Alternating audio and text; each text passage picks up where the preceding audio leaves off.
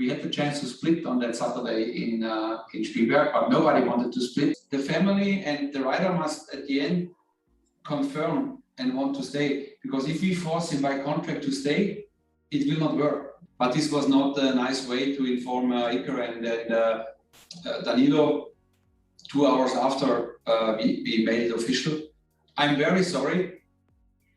It was a sad moment that I had to inform the guys upside down. The very last call before we decide the contract is still valid or not is the personal talk, to look in the eyes.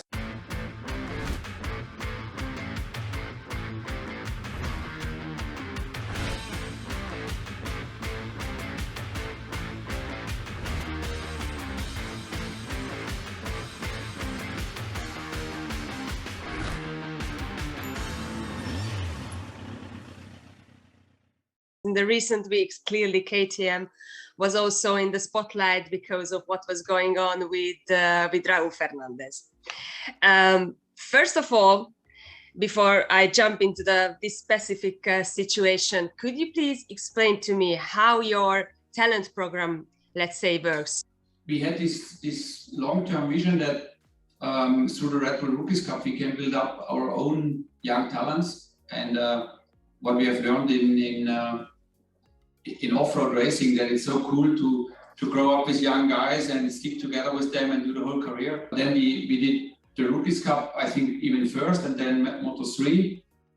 But then it was a terrible experience for me, which I was not used to. That if you are finally your world champion, you grow together with a rider over the season. Sandro Cortese, Maverick Vinales, 2012 and 2013, both world champion for us. And then the year after, Sunday evening in Valencia, they take their bag and their helmet and they walk over in another garage and they start somewhere else.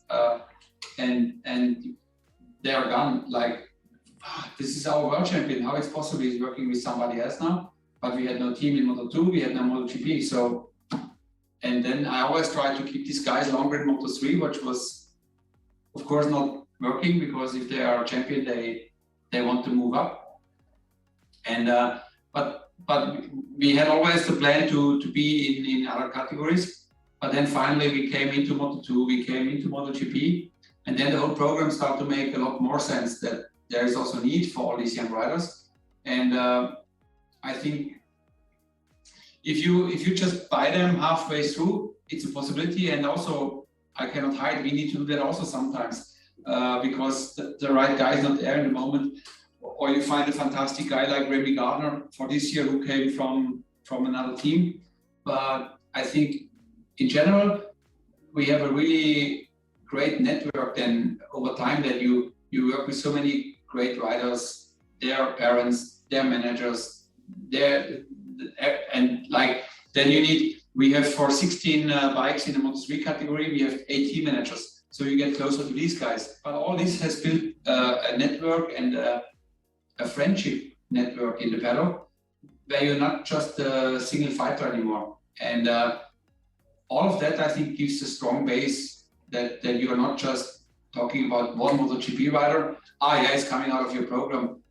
It's a many year invest and program to have it in place. But if a rider arrives to the Red Bull Rookie Cup, how long contract the guy has to sign with you, with the future possibilities or rights, let's say? At the moment that they only sign a contract with Red Bull. I think that they have after the Cup, there is a 2-year ban or something then for other energy drinks, or that Red Bull needs to release them for something else. So there is no binding KTM contract. And we try, of course, to grow together with them, and we have the first choice to make them a proposal to get them then into one of our Moto3 teams. But basically the contract starts new again after the Red Bull Rookies Cup. So they have no, I have seen these stories that they have these long-term contracts. They don't have in the Rookies Cup a long-term contract with us, because Red Bull is the main title holder for this Red Bull Rookies Cup. But that's of course where we learn the guys, and where we try to bring them into Moto3. And then we start with a new contract. And this is depending, we try to make like 2+2, 4-year, 5-year contracts with the guys. because there, at this moment, I think through investment of the Rookies Cup, and when you then invest again to give them a chance in the Moto3 category, it's adding up how much money also you invest already in such a young talent. And then we start to be picky and we say, okay, who wants this chance at this platform? He needs to give us also a long-term commitment, because it's of course, and very clearly to have the riders long, not to have a rider cheap, because anytime we have no problem even to open the contract again and look left and right, what is his quality level and what could other people pay for him and give him maybe some extra money that we did in the meantime with all these young guys that we gave some extra money. It's just purely that you don't lose them, because when you make all this junior scouting and you have these kids sitting next to you in their hospitality when they are 14 with their parents, and you see them how they grow up in the sport, it's super painful if they go somewhere else when they want to continue. So yeah, I think 3-4 year contracts after they started with us really Moto3 is a normal step as the next one. And so what was the situation with Raúl then? How long contract did you have, or are you having with him? Because it was not so clear. Also hearing his declarations, let's say. In general, he had we had to take in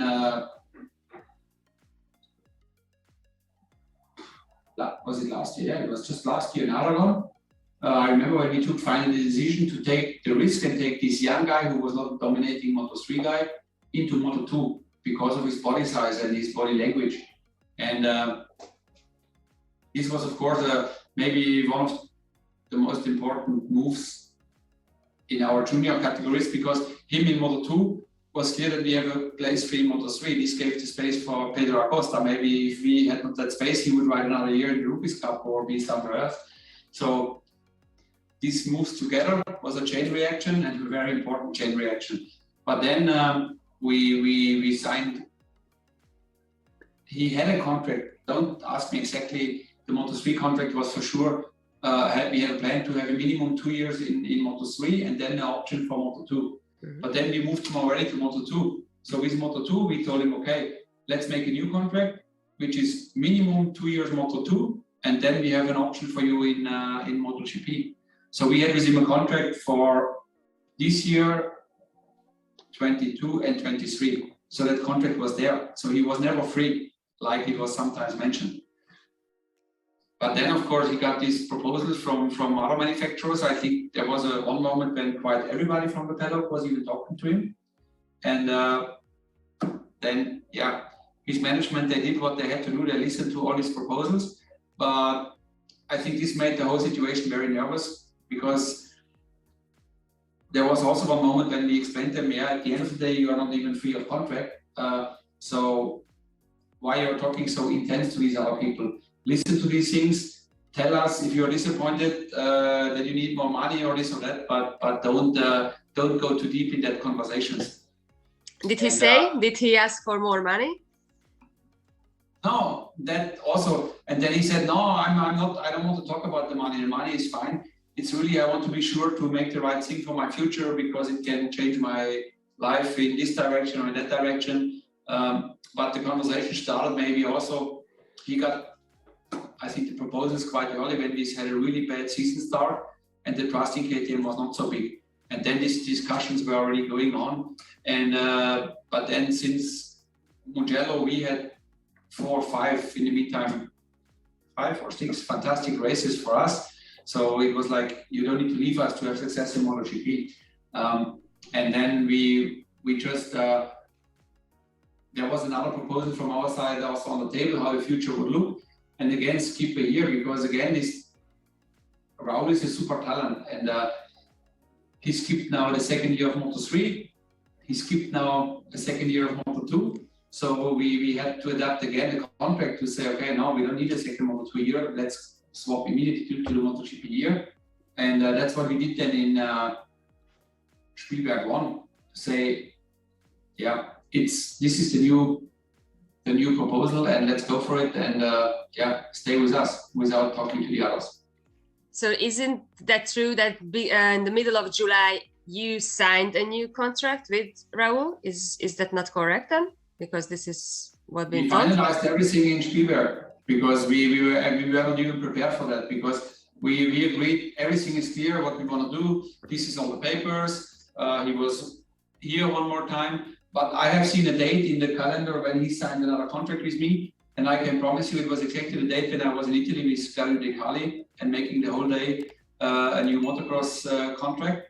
So the date was completely wrong. But anyway, he was in KTM for a full day. He learned a lot about us. But then I think we were all clear. We showed him how the program will look, what the options are, which team side, how the team structure will look. Everything was clear. And was he happy with this offer? Sorry? Was he happy with this offer? I think so. I have seen different comments, but I think so. No. And I also, in all fairness, I always wanted to say he was looking over if another bike could be better for him, but he never pushed us to pay more money. So of course, if I see him as a Red Bull rookie and an okay Moto3 rider, there he was for sure not overpaid. And we adapted a lot of money from our own side, and I think he was more than happy. But then I saw that Yamaha maybe still had no rider for the first Spielberg weekend, and this whole discussion started again behind our doors. And then we said, "Hey, come on, guys, let's finish this now. Let's sit down one more time and sign a couple of papers where it's very clear how the future will look. Don't be scared. This is the program," and that's what he did then. I think since there, everything went also quiet. And what we saw in the second Spielberg, I think it was also good for him to have a clear plan for his future, because he was distracted by all this discussion. There was a discussion in the background. Some were with us, some were for sure without us, where we didn't know, but it was distracting him. And I think it was really time to step in quite strong and say, this is the program. Now we commit or we split. We had the chance to split on that Saturday in Spielberg, but nobody wanted to split. We stick together, and the weekend after, I think he gave the best answer what a sportman can give on the track. He showed everybody that he's the fastest Moto2 rider. So you're saying that on Spielberg 1, on the Saturday, you signed a contract with him and with his manager regarding his future? That was the final move, yes. Is that right, or is it correct that he wanted to stay in Moto2? Have you ever asked him that I want to stay one more year, and you promised him? That's why I think the gap was so open again, that other GP teams offer him then suddenly a GP place, where we said, hey, but Raul, we also offer you the GP place. It's not just Moto2. But before we went into the summer break, before we went into the summer break, he told us he wants to stay Moto2. And we said, if this is your decision, where your heart goes, this is the most important, Moto2 or MotoGP, you must decide first. We are there for both sides. There is a plus and minus for both sides. To learn another year in Moto2 would be definitely good. He's still young enough to ride many more years in MotoGP. But to take the momentum, to be so fast and make the jump, he is also for sure good enough to do the jump. And but we left our life conversations that he said, hey guys, you know what? I want to stay another year in Moto2. Leave me alone with all these MotoGP things. And yeah, that's my favorite version. Yeah, that's true. So, but then how did we? I still don't understand. Sorry, Pete, to keep in this. But then, if he wanted to stay in Moto2, and you would have been happy to have him in Moto2 one more year, because maybe this year Remy can win the title. Next year, maybe Raul could win the title. Then, how did we arrive to the fact that next year he will be a MotoGP rider? I still don't see the... Because he just got in the summer break again proposals from different places to ride MotoGP. He started to spin again, and then suddenly MotoGP was an option, and then we had to be quick and propose also from our side MotoGP. And that's what we did, and that's why things went pretty quick. But we would not force him to go to MotoGP, because such a young guy needs to really decide himself if he is ready for a big class or not. But That's what it is. And also a young guy with this age can also change his mind, and we have also to deal with that. So, and then it's not most important what the journalists expect or think. We have to find a solution with the rider and make a package and go. But it's like, why you didn't say this on that day, or why was this or that, or when was that? Not important. We left into the summer break with a different plan. Then we came out of the summer break, and I think now we have a very good plan. Okay, and lastly, is that important what he said afterwards at DAZN?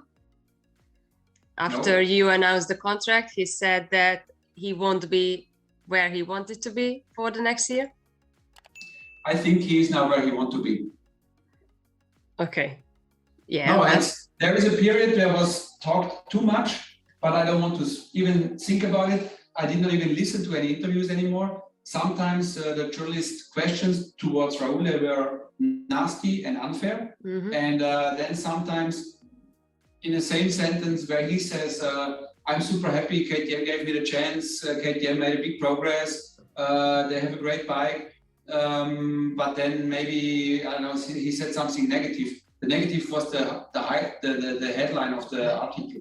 And this is all, I don't want to hear and I don't want to listen. We had a great talk with him, we had a great time with him here in Austria, and he had still a free choice to leave us, he didn't. So let us work. Don't put every word of a 19-year-old kid on the golden scale. I don't do it because we had to get this thing time, because the family and the rider must at the end confirm and want to stay. Because if we force him by contract to stay, it will not work. And we had to take this time. But then it was also a moment to say, hey guys, now talked enough. We are ready? Yes, we are ready. Okay, let's go. And then I don't know in which hour we said yes, in which hour was the interview, and when he said what, I don't care. He's such a cool guy. And for example, Sunday morning in Spielberg, I saw him. I said, "How are you?" "Hey, I'm good, man. Everything is over. I slept well tonight. You will see. Watch out." And then I felt, okay, the guy is on fire again, and he will be very fast today. So, and he proved it in the race. And announcing during the FP4 was a step that you would do again, because maybe that's not also correct, but what we could understand that Danilo and Iker was not officially informed. Let's say that either of them will be contracted by KTM for next year. Yeah, that was not a nice moment. That was clear, but we, like I said, we had not the plan to do it that rushy, but I thought for the future of us, it was the best to make the situation more quiet and to make some clearness. And then I had to check more that Raúl stays focused and that this one was done. But this was not a nice way to inform Iker and Danilo 2 hours after we made it official. But yeah, I think with both of them, we had still a good talk, and also we had then time during the week to talk about it. They understood what we did. And I think already the second week and the hugs we had with the riders over the whole second weekend had all of us to go ahead. So what I can see, we have still 2 friends leaving KTM in a very good way. And for example, Iker, I was so happy for him for the result. And I want just the best for him. I want the best results, and I want him on the best bike. And if he can beat us next year, I'm happy, because he's a good guy. And I think he should stay in that class. So he has all my best wishes to do that. And I think with Danilo, it's even a different story. Looks like we can have a Dakar adventure together, just to prove. I'm very sorry. It was a sad moment that I had to inform the guys upside down. But the result was still the same. It was still bad. To lose the ride is still the hardest part of the story. When you realize in the morning or in the afternoon or first or second, I think it's not the most important. Bad news is, of course, that they lost their ride. But I think as they are strong personalities and we are also quite okay, I think we managed that we will still look in our eyes to the rest of the season and split as friends, and that's very important for me. I think this just proves that you are doing a really good job and you have basically more talent than three places, let's say, in the MotoGP, if you want to just concentrate on it's sometimes not easy because you ask us some nasty questions, but in all, you know, it's quite many people to keep happy because the operation is so big, from the rookies to the top. In each category, something to talk, something to discuss. Exactly. And sometimes you need to move quick, also take decisions very quick because it's still racing. Competition is also very strong on the racetrack and in the management side. So yeah, we try, but at the end, we have to be successful on the racetrack. But of course, we want never to lose the human side and the human relation between us and the riders. And you have seen these other scenarios before with Johan or with even Paul. They both had contracts, and if it's not working, like with Johan and us, it was just not working. But afterwards, we won GPs, and he did fantastic. So I think our project is strong, and Johan is strong, but we weren't fitting together. Or when Paul was sitting there and telling me his childhood dream is to ride for Repsol Honda, at the end, the very last call before we decide the contract is still valid or not is the personal talk, to look in the eyes and see if the guy is lost and he wants to leave us and he don't want to stay, and then it's better to let him go. Or if the guy is there and there is just some small question marks around, and if you fix all of them, he wants to stay. That's always very important for me, and to keep the human relation with the riders. Also, no matter how many managers they have, they can talk always about the legal stuff and that. But at the end, I will never sign a contract when the rider is not there. We want to find out the rider's feeling at the end, because the performance they need to do on that high level, they need to bring in so much personality to succeed, that they also must feel happy at the end. Otherwise, you will go nowhere. And that's what we try as good as we can. I cannot do more. Thank you so much for explaining all these things. I prepared more questions, but I leave it for the next time. And I think it is really important that you clarified a couple of things so we could understand also much better KTM's point of view and how all these things happened in the last weeks, basically.